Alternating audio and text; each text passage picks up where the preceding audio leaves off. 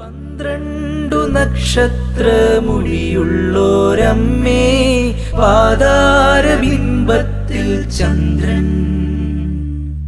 12 നക്ഷത്രമുടിയുള്ളോരമ്മേ, പാതാരബിംബത്തിൽ ചന്ദ്രൻ.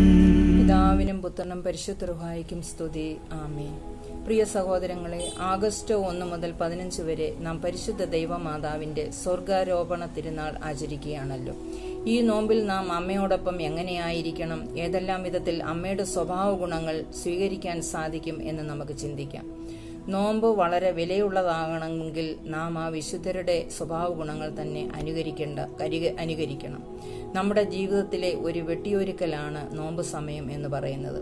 കൂടുതൽ വചനം വായിക്കുവാനും പ്രാർത്ഥിക്കുവാനും പുണ്യപ്രവർത്തികൾ ചെയ്യുവാനും ദൈവത്തോട് ഒരുപടി കൂടി അടുത്ത് ജീവിക്കുവാനുമുള്ള അവസരമാണ് നോമ്പ് സമയം എന്ന് പറയുന്നത്.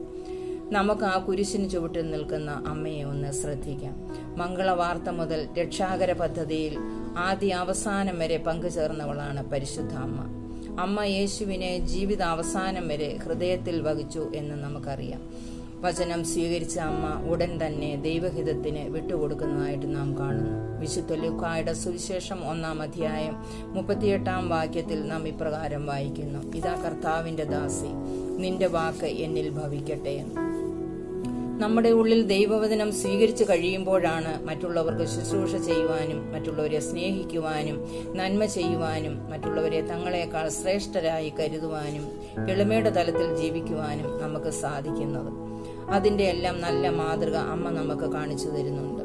ഉദാഹരണമായി, എലിസബത്ത് ഗർഭവതിയാണെന്നറിഞ്ഞപ്പോൾ അവളുടെ ഭവനത്തിലേക്ക് തിടുക്കത്തിൽ യാത്രയാകുകയും അവിടെ ചെന്ന് അവർ തമ്മിൽ സന്തോഷം അനുഭവിക്കുകയും 3 മാസക്കാലം അവളെ ശുശ്രൂഷിക്കുകയും ചെയ്യുന്നതായിട്ട് നാം വായിക്കുന്നു. ഇങ്ങനെ നാം ചെയ്യണമെങ്കിൽ ദൈവത്തിന്റെ കൃപ നമ്മിൽ ഉണ്ടായിരിക്കണം. ഇങ്ങനെയുള്ള വ്യക്തികൾ എവിടെ ചെന്നാലും ആരുമായി സംസാരിച്ചാലും അവിടെ ആനന്ദവും സന്തോഷവും സമാധാനവും രൂപപ്പെടും. അതുകൊണ്ടാണ് എലിസബത്ത് ഉദ്ഘോഷിച്ചത്, എൻ്റെ കർത്താവിൻ്റെ അമ്മയെന്ന്. ഇങ്ങനെ പറയണമെങ്കിൽ നാം മറ്റുള്ളവരെ നമ്മേക്കാൾ ശ്രേഷ്ഠരായി കരുതിയെങ്കിൽ മാത്രമേ സാധിക്കുകയുള്ളൂ. നമുക്ക് വിശ്വാസത്തിലും പ്രവൃത്തിയിലും ഒരുപോലെ ജീവിക്കുവാനായിട്ട് നമുക്ക് പരിശ്രമിക്കാം. നമ്മുടെ ഭവനങ്ങളിൽ ഒരു അമ്മയുടെ സാന്നിധ്യം ഇല്ല എങ്കിൽ ഉള്ള അവസ്ഥ എന്താണെന്ന് നമുക്ക് ഓരോരുത്തർക്കും അറിയാം. ഇതേ അവസ്ഥ തന്നെയാണ് നമ്മുടെ ജീവിതയാത്രയിലും പരിശുദ്ധ അമ്മ ഇല്ലെങ്കിൽ ഉണ്ടാകുന്നതായിട്ടുള്ള അവസ്ഥ. നാമും അമ്മയോടൊപ്പം എപ്പോഴും സഞ്ചരിക്കുന്നവരായിരിക്കണം. അതാണ് നമ്മുടെ ആത്മീയത എന്ന് പറയുന്നത് തന്നെ. അമ്മയുടെ പ്രത്യേകത എന്ന് പറയുന്നത് അവൾ കൃപ നിറഞ്ഞവളായിരുന്നു.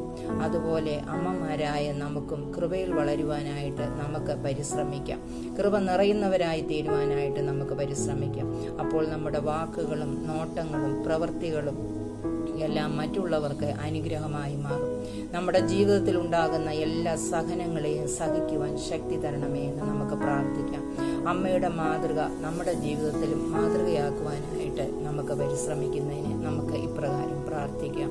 ദൈവമേ, ഈ നോമ്പിന്റെ അവസാനത്തിൽ നിത്യകന്യകയായിരിക്കുന്ന ദൈവമാതാവിന്റെ മരണത്തിന്റെയും സ്വർഗാരോപണത്തിന്റെയും ഓർമ്മ നിന്റെ ഇഷ്ടപ്രകാരം വിശുദ്ധിയോടെ ആചരിക്കുവാൻ ഞങ്ങളെ യോഗ്യരാക്കണമേ.